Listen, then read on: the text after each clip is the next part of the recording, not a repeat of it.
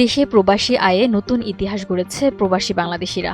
বাংলাদেশ ব্যাংকের তথ্য অনুযায়ী বিদায়ী মাস মার্চে দেশে এসেছে ৩৭৫ কোটি ৫০ লাখ মার্কিন ডলার, যা একক মাসে সর্বোচ্চ রেমিটেন্স।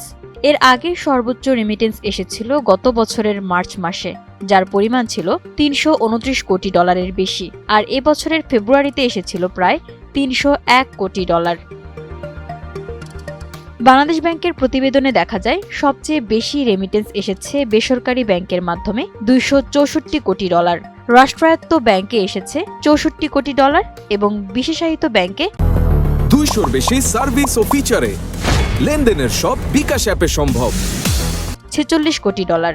ব্যাংক ভিত্তিক হিসাবে শীর্ষে রয়েছে ইসলামী ব্যাংক বাংলাদেশ লিমিটেড, এরপর রয়েছে বাংলাদেশ কৃষি ব্যাংক এবং ব্র্যাক ব্যাংক।